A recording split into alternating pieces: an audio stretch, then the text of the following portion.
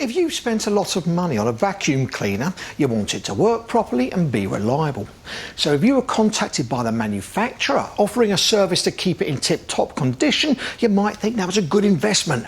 But what if the company that called isn't really the manufacturer? What if they were faking it and they've already taken thousands of people to their cleaners? It's early morning in Leeds. Police and trading standards officers are gearing up to raid the offices of a company they believe are ripping off thousands of customers. They're pretending to be part of the brand Dyson in order to carry out fake services on Dyson vacuum cleaners. So the idea of the operation today is to execute a warrant at the premises.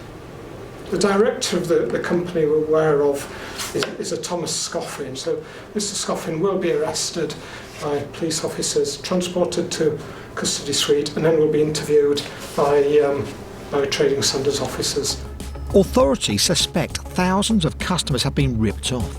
The operation runs from this office in Leeds, where Excel Servicing Limited, not to be confused with any other companies of a similar name, has a call centre. They believe they're cold calling customers to sell them a fake Dyson service.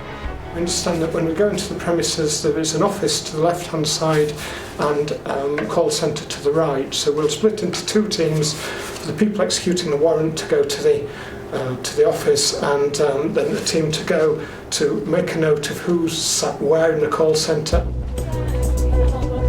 As the 10-strong team make their way to the premises, Trading Standards Officer Sophie Davies is hoping this raid will give them the evidence they need to bring those behind this fakery to justice.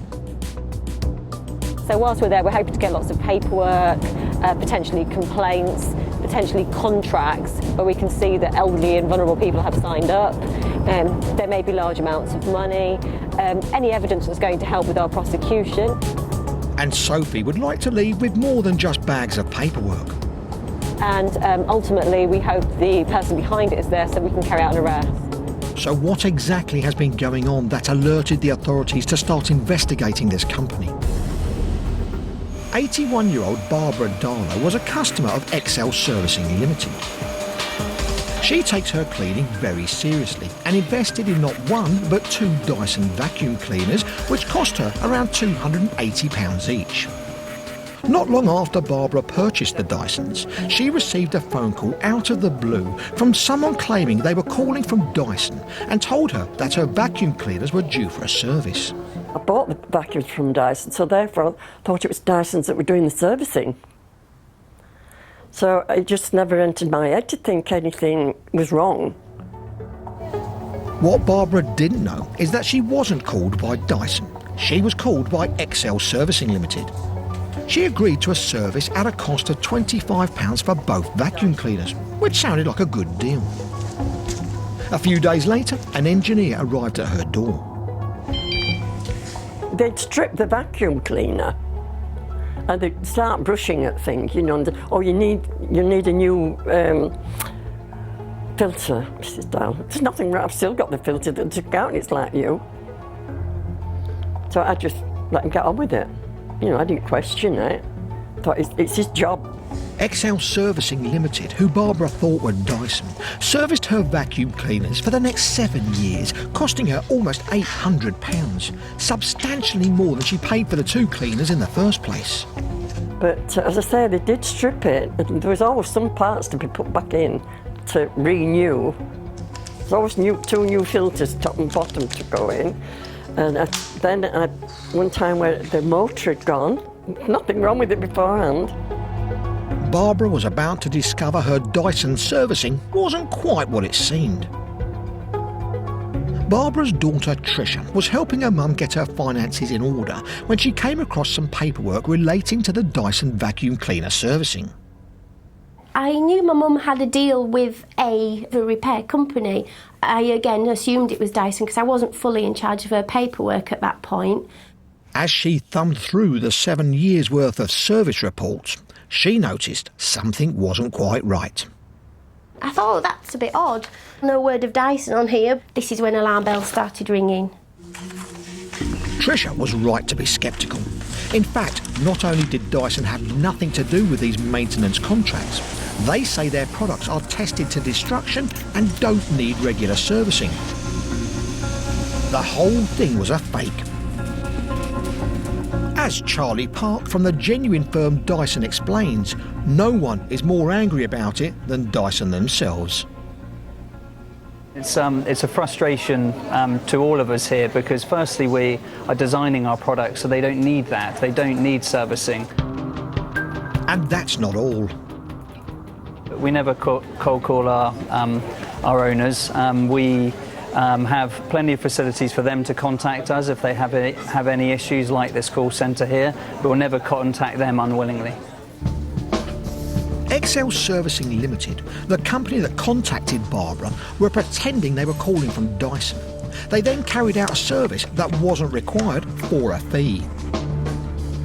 Trading Standards' Colin Rumford began investigating XL Servicing Limited and estimates the company has ripped off tens of thousands of people like Barbara with their fake Dyson services. They were calling thousands and thousands of people, not to make thousands and thousands of sales, genuine sales, but on the off chance they'd drop walkie with people that had Dyson vacuum cleaners.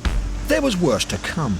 Not only do Dyson vacuums not require servicing, but the unnecessary work the XL Servicing Limited engineers carried out was shoddy. What would be fitted were non-Dyson parts, none of which, as far as we were genuine Dyson parts. They were all cheap copies or whatever that you could buy off the internet for a couple of pounds, which they were obviously putting quite a premium price on when they were selling them as part of the servicing package. Once the XL Servicing Limited engineers had replaced parts that didn't need replacing, they'd generally charge customers between £50 and £200. Having found out that her mum had paid for a fake Dyson vacuum service, Tricia is shocked by the amount of unnecessary work carried out.